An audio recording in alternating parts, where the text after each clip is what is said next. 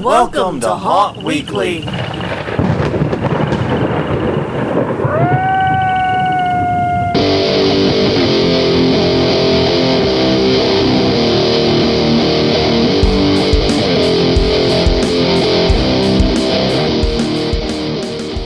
Hello everyone, I'm Jonathan. I'm Crystal. And this is Haunt Weekly, a weekly podcast for the haunted attraction and haunted entertainment industry.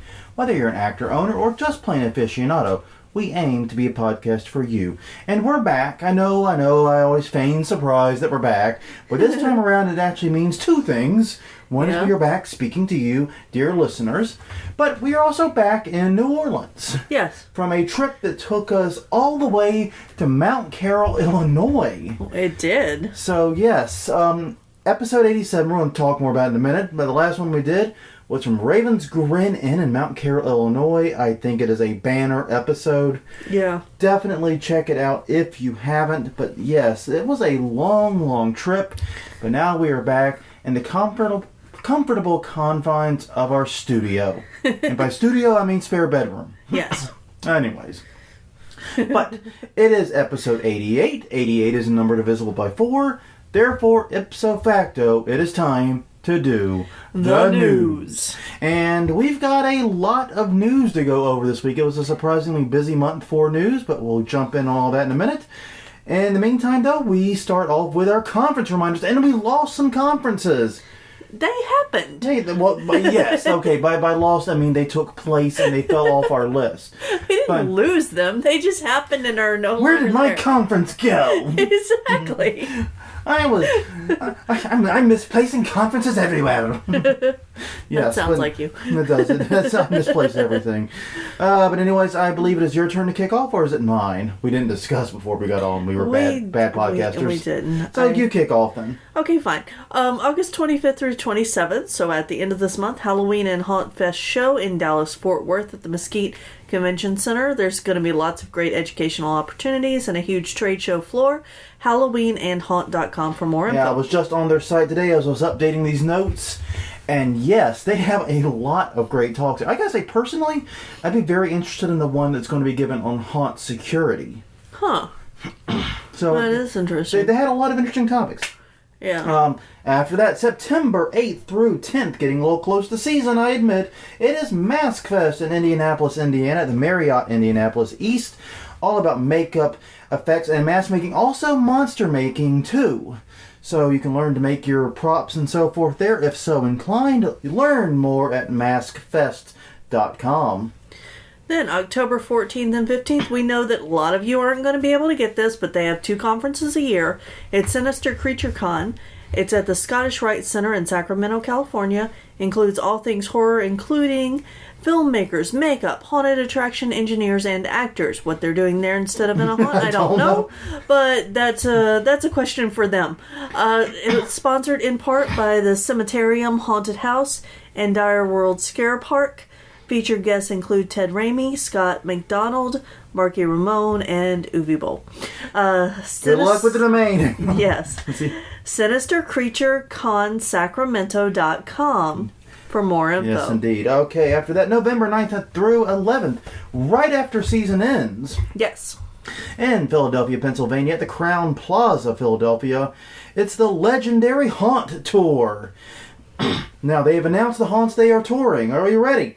They will be touring Field of Screams and the Bates Motel and Haunted Hayride are the main ones. And as a bonus event, you can go take a tour of Reaper's Revenge. So those all sound really fun. I wonder if they gave themselves the moniker of legendary. Or if somebody said, hey, you're a legendary haunter. Well, either way, you can learn more about it at Legendary Haunt Tour. That's 2 T's there.com. Okay, then in January, so moving into next year, HauntCon, Halloween, and Party Expo. It's going to be right here in New Orleans at the Ernest Memorial Convention Center. You think we would know how to say the name of our own damn convention center, but we both trip on it. It's so close to Memorial, especially with that in there. Yeah, Ernest in Memorial, yes, you're right. Yes. I think you're right. I think that's why we trip on it. I think that's why, yeah. That and everybody just says the convention center here because it's the big freaking building over there. I'm going to be straight. I have no idea who Ernest in Memorial is. Oh gosh, you should probably look that I probably should look it up. I'm pretty sure he's very important, but anyway, I haven't heard the name. HauntCon.com for more info. As you can tell, we're a little bit off the rails this week. Well, we just got done with a very long day and a very, very hot haunt. Yes. Trying to work and build some things. And mission accomplished. We got what we set out done, but it was not pretty or elegant or anything. No. Is homework ever elegant, really? Can we be honest? Yeah, I don't think so. Not for us. However, I have to say, we have made the most level thing, I believe, we have ever built in our lives. Yeah, and considering that garage is unlevel, I think that the thing might be unlevel, only level because it's on unlevel the right way. Yes, exactly. That's what I was trying to get to. Well, regardless, it is built. Yes. Thank God. But anyways, before we get into the news, we have a few show notes and some housekeeping chores to do. Yes. First thing, welcome new listeners. Yay! We had a huge jump in likes and subscribes. The last I checked, it was about 15% on both. Right. After the Raven's Grin episode took off, tons of interest in that episode, deservedly so. Jim Warfield is an amazing human being. I loved every minute we got to spend with him while we were up in Mount Carroll. He's a true treasure. He's a treasure to our industry, and I was so honored to be able to meet him and spend some time with him. Yeah. You know, and that's the thing, through this podcast, we've gotten to meet some amazing people in this industry. We have. And sit down and talk to them for an hour or 2 hours in some cases. I mean, Dwayne Sandberg, Brian from Haunters Tool, you know what I mean? Oh my God. Yeah, there's a lot. Japes? How many times have we talked to Japes? A ton. That's crazy. It seems like we should be talking to him again soon. Yes, we should. We need it seems back. like we need a Japes fix. But... Yeah. Exactly. We're all jonesing for the Japes fix. Okay, but anyways, definitely, thank you for joining us, and this is probably the first episode that will appear in your subscribe. Very, very happy to have you. Also, it turns out a lot of people were not aware of Raven's Grin Inn. Right. And were alerted to it in part by that episode. There were people tagging other people and all that stuff. Really cool. If you visit Raven's Grin Inn, say hi to Jim for us. Yes. Please do. But also, take a photo of yourself in front of the sign. You'll know the sign, okay? Yes. There's not going to be questions. That's a sign, though. That you'll know. You will know. Or you can pick any sign, because he has several. Oh, yeah. He has a lot of signs. Pick your favorite. But take a photo in front of it, and we will put it on our Facebook page, the site, and yeah. Really appreciate the support, and love to have you guys on board. And love to see how many people we can get out there. Yes, that haunt needs all. No, it doesn't need. It deserves all the attention it can get. Well, we're just trying to help a man eat. Yes, we are. All right. And in a related note, we got our "Don't Be a Monster" posters this week. Great organization and some great looking posters. Yes. One is hanging in the office of your day job already, I believe. Yes, it's there. I have to actually do the hanging part. You got to get them out. But the post, it's already framed and it's over there. Yeah. And the other one is going to go somewhere in our house. I do not know where, because we have to figure that part out. But we have two, and we are super excited. So Don't Be a Monster. I believe it's don'tbeamonster.org. It is. Check them out. Great organization doing some great stuff against bullying. Yeah, and right now they've just put some apparel back online, some t-shirts and hoodies and stuff that had gone offline. So there are some extra things available right now. Yeah, tons and tons of stuff. Like I said, I'm really excited by this charity and what they do to teach on bullying. And, and I think a lot of haunters, because we're kind of the weirdos, a lot of us have definitely had our own bullying experiences, especially when we were younger. Yeah. So it's an organization I think a lot of us can relate to. Yeah. But all right, so those two items of housekeeping aside, let's jump into the news, and we're going to start with a couple of sad items, to be honest. No kidding. Yeah, well, the show notes kind of form for these as they go, as I see stories, and I have to kind of pair them with what flows with what. And, so the sad stuff gets front-loaded sometimes. I'm sorry. Yeah. But first off is that 100 Acres Manor, a haunt we've mentioned a few times. They were one of the tours and one of the previous conventions we talked about. Yes. Was burglarized to the tune of $10,000 worth of equipment. Right. Now, they're in Bethel Park, Pennsylvania, and the burglary occurred sometime between 6 p.m. August 1st and 8 a.m. on the 2nd. And one of the reasons we can't nail the time down any better is because among the stuff stolen was the surveillance equipment. Yeah. And this is a double tragedy because this is a haunted attraction run by a charity for the homeless and their animals. Mm-hmm. Now, the haunt has said they will open on time. Right. But they are posting a $5,000 reward for any info that leads to the arrest and conviction of the people who burglarized their haunt.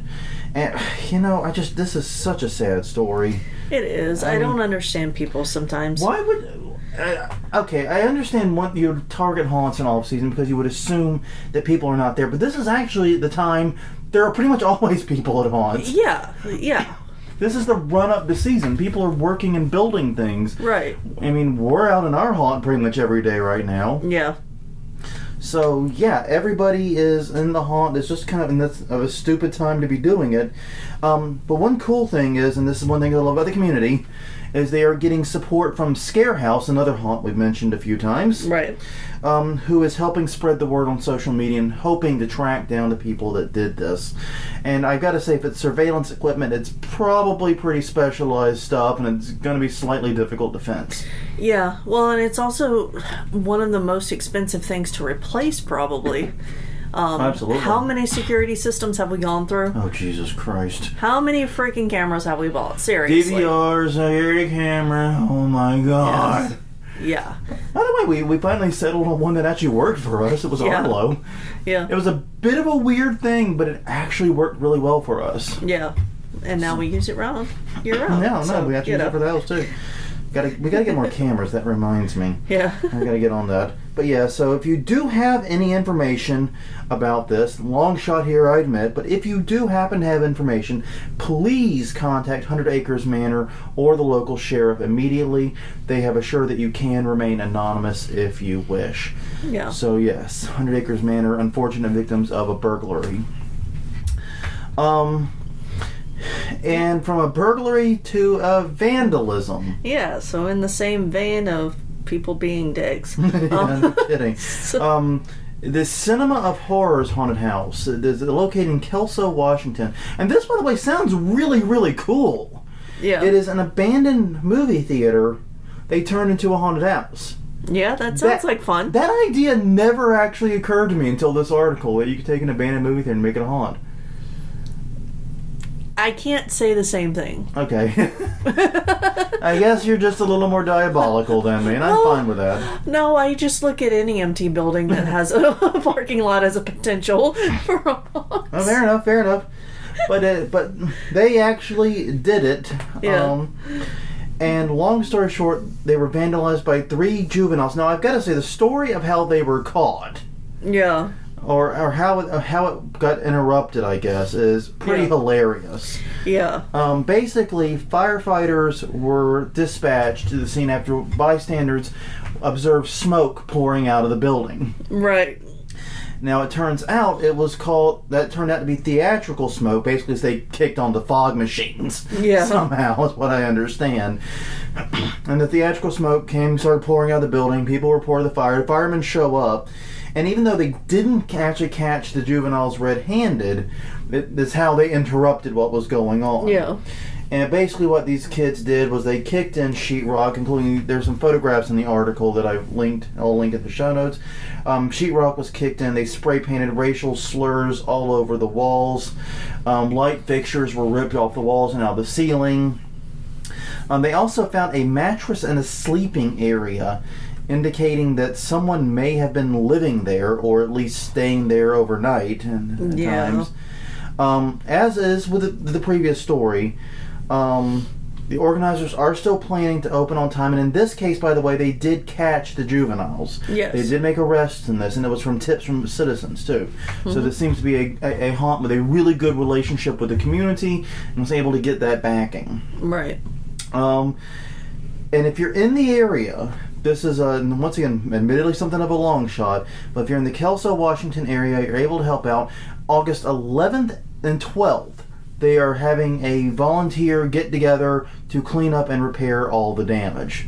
Right. And so, that's a good approach. They're still planning on opening on time. They don't think this is going to impact, their schedule, but jeez. And all of this has made me think about securing haunts in the off-season. Because these are not the first burglaries or vandalisms we've covered in these segments. No. We've had at least 2 others I can think of off the top of my head. Yeah, one that actually shut down the haunt for season last year. Yeah, and then you had the trail that was vandalized really bad. They broke into the sets and scenes there. And we've reported on a lot of these. And then here you have 2 that went down on the same day, August 2nd. Right. It's just, wow, this really puts it in perspective. And it does seem to be, it seems to be around this time of year that these are happening. Yeah. Which is also weird because, as you said, a lot of people are there working. But it's also the time where haunts are getting their new stuff in and putting it in place. So I'm wondering if somebody's like, hey, let's go see what's new and take it. Yeah, maybe, but and like I said, the thing about that's crazy to me, if you know anything about haunted houses, this is the time of year next to actually in season. Right now, through opening night, is the time you can pretty much guarantee there's always going to be someone there, because I'm going through the haunted attraction news feed this week and going through all my sources. One of the things I had to keep, no, we're not talking about that, is all these haunts putting out calls for actors. Yes. Every haunt has a press release. So if you are looking to work in a haunt in any capacity, check the one you want to go to, because now is the time that they're advertising. They probably got auditions this month and maybe early next at the latest. But auditions are happening now. Hiring is happening now. So this is ramp up season for haunts. This is a very bizarre time to think no one's going to be there. You want to rob a haunt, you hit him November 15th, Ain't nobody there, I can tell you. Wait a week after season's done, they finish cleanup. That's your best time. Tip to the criminals. Jeez. Disclaimer, we do not actually condone robbing haunted houses, obviously. But seriously, it blows my mind that these criminals think that now is the time to do it. Yeah. So I don't know. But seriously, guys, take some time right now. Think about ways you can better secure your haunt. As an amateur lock picker, I assure you probably want to get better locks. Yeah. If it has a master lock on it, you probably want to rethink that position. Yeah. And a good place to buy locks would be going to a locksmith, correct? Yes, absolutely. Don't buy locks. This is a completely aside. Yeah. But it's a good tip to get out there. Do not buy your padlocks and your door locks from a hardware store. Right. If you want actual, honest to God, decent locks, go to your local locksmith. They have brand, because basically if you go to like Home Depot or Lowe's, everything there is either the store brand or Master Lock. Yeah. They only sell pretty much 2 types. And Brinks. That's the other one. Brinks. Yes, they do carry Brinks, and that's not better. No. I didn't say it was better. It's just another option that they carry. Yes, they do carry. But yes, those are your 3 options. You'll get like your Home Depot, your Lowe's, or whatever. No, seriously, take the time, spend a little money, go to your locksmith, get something that's hardened, get something with security pins, a more secure shackle. Trust me. You'll thank me. Also, it's good to note that the more expensive master locks does not necessarily mean that it's better. The easiest lock I have in my bag to pick is a $24 master lock. Yeah. I've literally picked it using nothing but a zip tie and a tension wrench. Yeah. So it's that easy. It's ridiculous. How many times per minute are you up to on that I one? can get up to 12 picks per minute on it. Yeah. Yeah. When I'm really in the zone. Okay. So 5 seconds, literally. Gotcha. That's pretty ridiculous. It is. But anyway, so back to the news. Back to the news. Yes, we're getting aside there. All right. I am loath to talk about McKamey Manor for lots of reasons. The biggest being I don't necessarily believe it's a haunted attraction, but here we are. Yeah. Basically, McKamey Manor is no longer operating out of the San Diego outskirts. Right. And by the way, this is an article from the San Diego Union Tribune, so it's from their old location. They're reporting on this. And I get the sense from this article there's a bit of a grudge against McKamey Manor from the paper. But regardless, they are now operating out of 2 new locations. One is in Summertown, Tennessee, which is in the middle of the state, basically. Right. And he says, according to Russ McKamey, this is the less extreme, more toned-down version of it, whatever that means. And there's another one near Huntsville, Alabama. Yeah. Now, apparently the integration into Tennessee is not going particularly smoothly, though. Right. Because they've opened up in a neighborhood, and neighbors are complaining about the staged abductions, the noises, and the screams. This is, for like the 2 people who don't know, this is a haunt where basically one person goes in at a time, they stage an abduction, and, you know, you can call it a haunted attraction. I like to call it like a weird torture fantasy play thing. I don't really know what term to use for it. Yeah, I've actually seen photos of the new site. Mm-hmm. It does not look as intimidating as you would think. I'll just leave it there. Okay, fair enough. Well, the county sheriff and the local district attorney, though, are working together to shut down the attraction there. That's a bad sign. It is, and it's weird because I read like 3 articles about this. Right. This actually has been a pretty big story in the region, and one of the stories had an interview with the DA. Yeah. In which the DA at that time said that there was no law that he could see being broken. There was not much he could do. His hands were tied. But now they're saying that the sheriff and the DA are working together to try to find a way to shut it down. Yeah. Maybe one of those old ancient laws that nobody knows about. Yeah, or some kind of business code violation. I don't know. Yeah. But regardless, and the article, and the reason I was like, this seems kind of, you know, like it's got a grudge here, was because the article highlighted that there were debt issues, including over $250,000 tax lien on the old house, as well as non-repayment of a $131,000 loan taken out in the old house's equity. So basically, there's, you know, about $380,000 in liens and loans taken out against that old house, which McKamey has said he is no longer operating out of and no longer has any plans to use. Yeah, but that doesn't excuse you from paying the debt for when you were using it. And I agree. Now, you'll recall, if you listened to the show for a while, that McKamey had made an attempt to move his whole operation to McLeansboro, Illinois. But that plan was stifled due to neighbor complaints and apparently vandalism, too, of the property. Yeah. So, yeah, it seems like McKamey's challenges in finding a more permanent home for his haunt are continuing. Yeah. And I think one of the reasons, and this is just maybe me talking personally here, is he constantly tries to open up in neighborhoods. Yeah, that's what I was just thinking. Buy a rural piece of land. Well, he tried that in Illinois, but once again, he tried to buy a house. Yeah. He tried to buy essentially a home, is my understanding. And everywhere he goes, he basically moves into neighborhoods.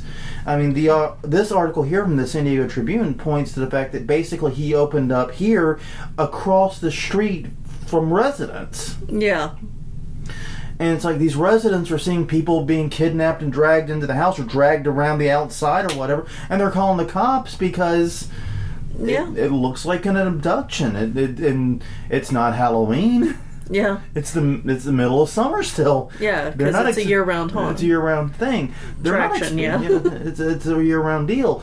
They're not expecting to see Halloween stuff right now. Right. Now, our neighbors have come to expect it from us, but then again, we don't drag people around the house either. No, we just work on stuff. They know that, we're out there banging and building stuff and doing carpentry and all that jazz. Yeah, our neighbor today said, you better get it, up and running so that you could scare the crap out of me. Yeah, and worth noting, he said it from the comfort of his inflatable jacuzzi. Yeah. With a beer in his hand. Yeah. He's never actually been through the haunt. He's been through once. Oh, that's right, way back in the early years. Yeah, he hasn't seen it since we really upped the game. No. Chicken. But regardless, I'm not surprised he's not finding a receptive audience. No. So, I don't know. It's like I said, I'm loath in many ways to talk about him, but you kind of have to because he is one of the most media-forward entities in our industry. Yes, he definitely has marketing himself down. Yeah, he does. And I don't... And in the video interview, he admits it's smoke and mirrors. The videos are smoke and mirrors, and I don't know. I really struggle to come up with a consistent opinion of McKamey Manor, personally. Yeah. I really don't know what to think a lot of the times. It's just none of the things I do think seem to be very good. Yeah. All right, well, let's talk about some happier stuff. What do you think? Let's do that. Let's shift gears. Now that we're at the halfway point, now might be a good time to talk about some happier stuff. Now, you sent me this link. Mm-hmm. The Beast of Blackwood is opening near Orlando, Florida, and haunts open all the time, and we try to cover the ones we can. But this one is very unique from the descriptor. Right. Yeah. Basically, it's a haunt that attempts to combine an escape room with a scavenger hunt and a haunted trail. Yeah, which sounds like a lot of fun. Yeah, and I would love to do that. Yeah, it focuses on this mythical beast of Blackwood State Park, which they say may or may not have been the result of government experiments. Blah blah blah blah blah. They're trying to create a backstory and leave a lot of mystery too. Well, and my question is did this beast of Blackwood already exist as common lore? Yeah, or are they creating lore too? Which, I mean, either way, pretty cool. Yeah. I mean, and that's one of the things we've always said about these trail haunts. Mm-hmm. Like, we go to, like, some of these rural haunts in, like, Mississippi and Alabama and so forth here. Yeah. I mean, I'm a city boy at heart. I live in New Orleans. Yeah. By the way, I should add to those that have been hearing about the ongoing flooding in New Orleans, we were not impacted by it, fortunately, though we had friends that were. We forgot to mention that in the intro. Man, we're really on the ball today. This is what all that work in the hot garage does to you, apparently. It fries your brain. But anyways, we go out to these wooded haunts, and they don't have a backstory. Yeah. Or their backstory is just a movie come to life or something. It's like, guys, look around you. Mm-hmm. This is, like, deeply unsettling in every respect. You know what I mean? All you have to do is make up a story about a serial killer that lived in the woods or a monster in the woods, and I'm sold. Well, and the other thing is that both here in New Orleans and, like, in Columbia, there were monsters in local lore. Yeah. There's a... Where the Lizard Man was the one you're thinking of from South Carolina. Yeah, there's an 8-foot swamp creature at the zoo here. Oh, yeah, I forgot about that. Oh, my God. This is actually true. If you go to the Audubon Zoo, the big zoo here in New Orleans, and you go to the Louisiana exhibit, it's the Louisiana exhibit. Right, it's right near the cafe there. Right near and by the way, that's the cafe you want to eat at, by the way. But God, that's such an aside. But anyways, the point is, they have a little indoor part of the exhibit where they talk about some of the mythical creatures of the Louisiana swamps, and they like you said, they had literally an 8-foot. It looks like a moss monster type thing. Yeah, with horns and red eyes, and it's really weird. And, and it's not a very good likeness, if we're gonna be honest. Well, how do you do a likeness of an imaginary creature? I know where you're going with this. It still looks like crap, even from an imaginary creature standpoint. It looks like crap. Yeah. It looks like the old effects, the CG effects versus new. Yeah, exactly. You know, they could update it. They probably should. But anyways, goddamn, what were we talking about? Blackwood, Beast of Blackwood. Anyways, but they say the haunt aims to sort of tickle some of that 80s nostalgia. Right. Think like Stranger Things and Are You Afraid of the Dark? Well, Are You Afraid of the Dark was early 90s. But the point remains, that era of stuff. And here's the thing. Tickets are $35 to go to this haunt. Yeah. But the experience lasts an hour like an escape room. You do it with 6 to 8 players. But rather than being locked in a room when you have to get out, you're given clues, you're given ideas of what to do in this haunted trail, and all the while they did hint that live actors will be messing with you in various ways. Right. So this is actually a really interesting idea. It's an escape room where the objective is not to escape because you're in the woods. You could just like faff off. You know? Pick a direction and go. You escape. The goal is not to escape. The goal is to learn the mystery and solve the puzzle. So, I don't know. I think this is a really, really great idea. Tickets are on sale right now. They're doing it, they're offering them for the first 2 weeks of September, basically right now. Right. And they're going to do more dates if there's a lot of interest and if this seems like really pick up. $35. There is a coupon code from their Facebook page if you want to knock $5 off of it. But yeah, this is a really great idea. If I lived closer to Orlando, I would be jumping on this right now. Yeah.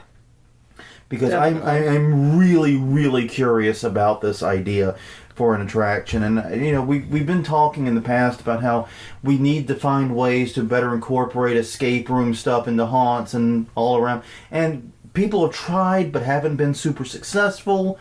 This sounds like it's got a shot. It does. All right. In other news, Ravenhurst Manor in Evansdale, Iowa. It's interesting. The article says they are expanding, but that is not actually what's going on. What they are doing is they are combining forces with Hariss Haven Funeral Home, another attraction in the area, to make one giant mega attraction. That sounds fun. So basically the idea is this. They're relocating Ravenhurst Manor to the site where Hariss Haven Funeral Home is. Right. And basically they're taking... if you go and you buy a ticket, because you're going to buy a ticket because you're not going to try to sneak in like a jerk. You will first go through Hariss Haven, which is 5,000 square feet, and then immediately go through Ravenhurst Manor, which is 4,000 square feet, for a grand total of 9,000 square feet. And yeah, this is an interesting idea. I'd be very curious to learn more of the details of the partnership, especially the financial details. Right. But yeah, this is an idea that I don't think enough haunts consider, because sometimes working together to build a huge mega attraction can be better than having two smaller attractions. Oh yeah, because then you're sharing customers. You're working together to get more people. Well, you're also sharing marketing costs. Exactly. And you have an easy pitch here, which is 2 attractions for the price of 1. 9 times, of course, you're going to double the ticket price, but... Yeah. Shh. Secrets. But the pitch is obvious. You're going to come here. It's 9,000 square feet. You have shared concessions. You have shared other items like other necessities. Right. You only have to have 1 set of bathrooms. You only have... You know what I mean? Basically, you can cut a lot of the cost in half and double the size of your attraction and hopefully double the draw that you can get. Yeah.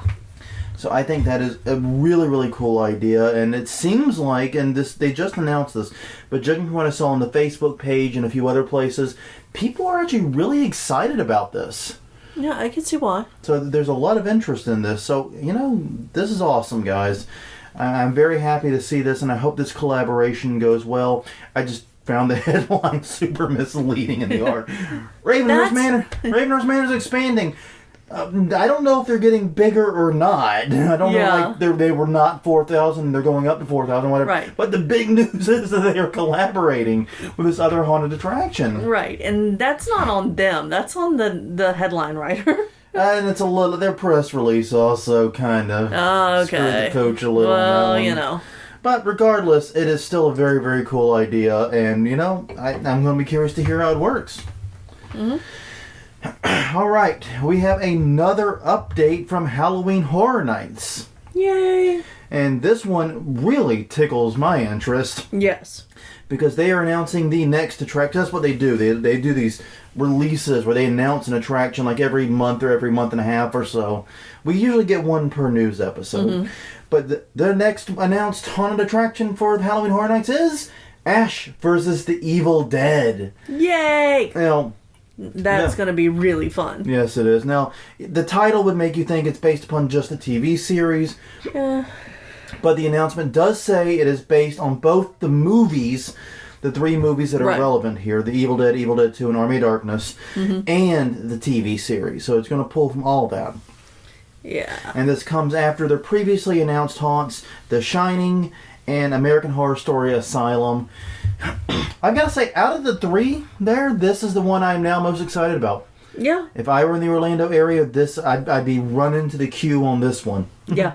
because I am silly excited about this. It's a lot of fun. Ash is one of my, probably in my top 2 or 3 favorite horror characters. Right. He is just, Bruce Campbell especially. Yeah. My God, is Bruce Campbell just an amazing dude. And by all accounts, a genuinely nice guy. Mm-hmm. But, yeah, he is just an amazing guy, and his version of Ash is so cool. And, yeah, I'm going to be very curious to see how they bring that character out, because that is so central to these movies. Yeah. So, I mean, obviously, the Deadites right. are going to be very important. But, God, it's... I'm silly excited. I'm like, as someone who doesn't have a chance in hell of going to it, I am ridiculously excited about it. Yes. If you get to go, be sure to write us and contact us. Yes, at Haunt Weekly on Facebook, Haunt Weekly on Twitter. Definitely let us know how it is. Write a poem, write a sonnet. Tell us how great it is. Sing its greatness upon the hills. Oh, I might have gone delirious from the heat exhaustion. Oh, God. Maybe a little bit. A little bit. But anyways, it does sound really, really cool. It does. All right. This one. So, go ahead. This next one, I was really excited to hear about until I read the story. Yeah. Because it's Nightmare Before Christmas gets a sequel. Yay! But not a movie. Not a movie. No. It's a comic book. Yeah. It's being done by... Which I'm still excited about, but... Yeah, I mean, I'd rather, see the movie. I don't think we're ever going to get a proper sequel to it, unfortunately. I really, really wish we would. I'm just glad they haven't remade it yet. Oh, jeez. Well, it's a little more difficult to justify remakes of claymation. Yeah, but they could make it live action.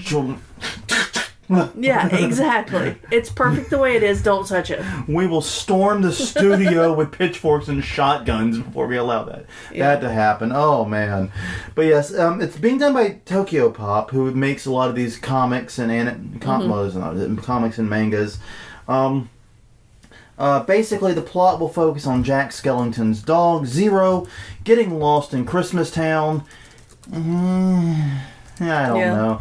I have mixed feelings about that plot. But anyways, it's part of Tokyo Pop's expanding relationship with Disney. It's fine. Yeah. Like you said, I want the sequel movie personally, but it is what it is, and we're unlikely to ever get that sequel now because it's been. You want to feel old for a minute. Just remember, Nightmare Before Christmas came out in 1993. It is damn near 25 years old, people. It'll be 25 next year. Yeah. Yeah, I saw that. We did a double feature. Yeah. With Die Hard followed by Nightmare Before Christmas. Who the hell? I mean, I guess Die Hard is a Christmas movie. Well, they were both showing, and we decided to make a family day of seeing movies. So we saw those two. I picked the second one. Oh, well, that much is obvious. Yeah. I really liked it. Nobody else got it at the time. They get it now. Well, that is the thing to remember. When it came out, it didn't do very well, if I remember correctly. No. It didn't meet a lot of acclaim. It didn't do well at the box office. It was one of those films that, what's going on with Dread, the movie Dread now, where it found its audience and its legs later. Yeah. So, it's, I don't know, maybe it'll be, maybe we'll get that sequel someday. I'm just not going to hold my breath on it. All right, well, next up, we got a really interesting article from Ocean City today about it's Ocean City, Maryland, by the way. I had to look up which Ocean City it was. I'm sure there are others. But anyways, about the local dark ride. Yes. Well, they call it a haunted house. It's technically a dark ride, yeah. which is a type of haunted attraction, blah, blah, blah, blah, blah. But anyways... It is the only haunted house operating on the boardwalk of Ocean City. Right. And it has been operated, this is difficult for me to believe, operated by the same family since 1964. Yeah, I don't find it that hard to believe. It's a pretty impressive. They've kept a dark ride going for over 50 years. Yeah, no, it's completely impressive, but I don't find it Difficult to believe the father and son things going on. Yeah, basically it was founded by Clifford Hudson. His son Scott Hudson took over in 1999. Right. Party like it's 1999. And he's not planning on retiring. He emphasized that in this article. But he is grooming his 17-year-old son, Jason, to take over when he does. Jason is already doing a lot of the maintenance and upkeep and other things on the ride. And it is pretty interesting sounding. Yeah. It's a 5-minute dark ride, which is actually fairly long for a dark ride if you think about it. But this article, the thing I love about this article is, and as a haunter, I think as haunters we will appreciate this, they share a lot of the comical stories of things going wrong. Yeah. And my favorite is that they apparently, and I really want to see this for myself, honestly, if I'm ever in Maryland, I'm going, they have a waterfall that as the car approaches it, it's supposed to like split open or stop right as they hit it. Sometimes apparently the timing ain't so good on that, and the guests get an impromptu shower. I guess bring soap and waterproof cell phones. Yeah. Just in case. And that might be a ride to leave your cell phone in a locker. Or something. Yeah, just in case something goes wrong with that. They also had one night where a transformer blew out. And the only way to keep the ride functioning was for them to physically push the carts up to the second floor, because it's like a lot of these rides. It's up the one floor and then the rest of it's a coast. Right. So yes, push it up to the second floor and then let it go. Yeah. But yeah, and they described how these carts can weigh up to 2,500 pounds when fully loaded. Christ. And they're shoving it up. I can't even... No. I mean, I know it's on a track and that helps, but jeez. Yeah. I would be so dead after just doing that once or twice. No kidding. If I could even physically do it. Yeah, not after tonight. Yeah, man, tonight I just want to get a beer and go to bed after this. Oh man, it has been a rough day.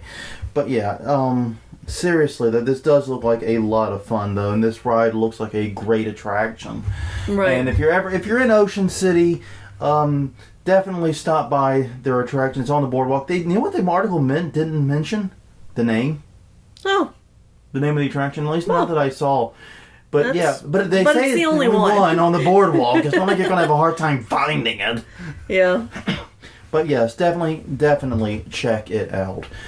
And from what seemed like a really, really cool dark ride, to a really, really, really, really, really, really, really, really crappy haunted attraction. Being listed as the worst dark ride ever. Yes, and I think I actually agree. I definitely agree. Okay, this was a YouTube video that was introduced to us by a friend of the podcast who posted it on his Facebook. But man, it's an attraction called Terminus. It is operated by Reithofer Shows. Is that the pronunciation we're after? Reithofer? It's Reithoffer. You do your own pronunciation. Screw you. And it may at one point previously have been the ride known as Mousetrap. But basically, the video shows the outside of the ride, which looks pretty cool. Lots of zombies. Lots of neat. The wraparound effect is really good. Yeah. But apparently that's where all the money went. Because when you actually go on the ride, it literally has nothing. Yeah. I'm not exaggerating. No. It's literally nothing. Yeah. There's a brief dip, like a little 4-foot dip drop. But other than that, it's just a serpentine path in a not really that dark room. Yes. I mean, as one commenter on YouTube noted, they can't even get the dark part of Dark Ride right. Right. Yeah, you can see pretty plainly in there, and it's like I said, just a serpentine path in an empty room. I would be so pissed off. Oh yeah. Oh my god, I would be holding a sign out in front of that. I would spend my time protesting that attraction because that is, oh my god. I mean, I don't know. Was the attraction not fully set up? Was it supposed to have live actors and nobody showed up to work. Or is it just a complete ripoff? If this ride is just... Definitely check out the video. It'll be in the show notes. It's only like a 3-minute video to boot. It's not even a long ride. Oh my god. It's so terrible. Because when I saw it, I thought of like everyone else. What a clickbait title. It can't be that bad. Come on. I've been to some crappy dark rides in my youth. No, it actually is the worst. Yeah. I will vouch. It is actually literally the worst dark ride I've laid my eyes upon ever. Yeah, no, I agree. So this last story, interestingly, last week, we were contacted by Jamie Lee from Den of Fear Haunted House. It's a new haunted house that's opening in Richmond, Virginia. And she wanted to talk about us about a video idea because she thinks that it would be really cool to have a video that multiple haunts can share expressing why we love doing what we do. Kind of like an industry-wide thing. Exactly. So what they're doing is they're asking for little clips. They don't care what the quality of the clips are. You can use your cell phone, you can use a webcam or a high-end camera, whatever you want. But just whatever you have available. Yeah, whatever you have available. Now the deadline is really soon. It's Wednesday at noon, so the 9th. So that's really soon. Yeah, this will be going live Monday at about 2-ish p.m. probably. Yeah. So you got a day and a half to do this. Right. So here are the questions that they want to answer really quick. Who are you? Where are you working? How long have you been haunting? What does haunting do for you? What do you do for a living? What's the difference between working in a haunt and other jobs? What are coworkers like? How does it feel to get a good scare? Do you see yourself leaving haunting? And what advice do you have for new haunters? And there's a Dropbox. What I'll do is, in the show notes for this, is I'm trying to figure out how I'm going to make this work with the show notes. I will give the link to the Dropbox where you are to upload your video. Right. And maybe we'll do a quick video sometime tomorrow. We'll get it up there. I think we'll be participating in this. Yeah, honestly, talking to me today, probably not wise. Screw haunting! Yeah. Damn bookshelf! We're done. This is over. Yeah, and I can't have sprung this into the news at the last minute. It was a good idea. Yeah, well, the initial email had gotten sent to my junk mail. Yeah. So. Who are you? Once again, I'll recap it. Who are you? Where are you working? How long have you been haunting? What does haunting do for you? What do you do for a living? What's the difference between working in a haunt and other jobs? What are your coworkers like? Well, she's kind of a bitch. I mean, I'm going to be honest. Only because you're an asshole. How does it feel to get a good scare? Do you see yourself leaving haunting? What advice do you have for new haunters? Once again, a short video, you guys answering those questions.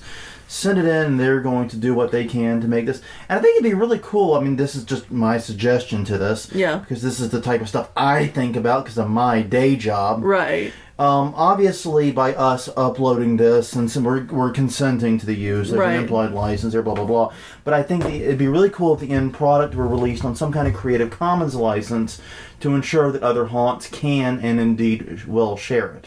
Right, and we may ask her about that and do a separate post on our Facebook page on Tuesday, so that if you don't get to the show notes, you can see it there. Absolutely, that's a great idea. Okay. Yeah, because it can be individuals or a group in the videos. Yeah, we will do it, the two of us, I'm sure. Yeah.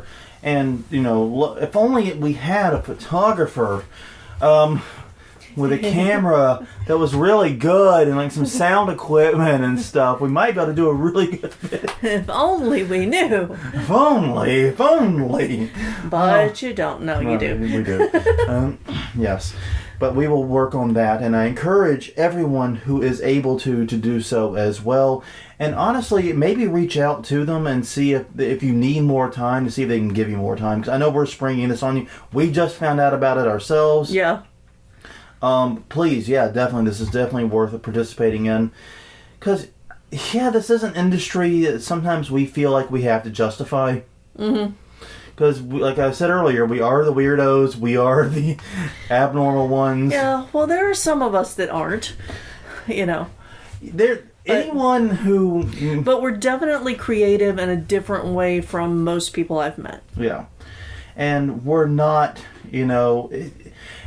I say this, every time I mention that we run a haunted house, I see ears go up. Yeah. And it's people. It definitely is an attention getter. It definitely gets people talking to you. Right. And it definitely gets people curious. Yeah. So yeah, we are constantly having to explain or talk about our industry and what we do and why we do it. Yeah. This might be a great way to head off those questions and answer them. Maybe not once and for all, but at least in a centralized place. Yeah. Well, that is all I have for news. Crystal, do you have any final thoughts? Anything else you want to add? Nope. No, I think we did a good job covering the news this month. Yeah. But on that note, definitely do take a moment. Like us on Facebook. Follow us on Twitter. We are Haunt Weekly on both. We are available at hauntweekly.com. Until next time, I'm Jonathan. I'm Crystal. And this was Haunt Weekly, episode number 88. Doing the news for late July, early August. We will see you guys next time.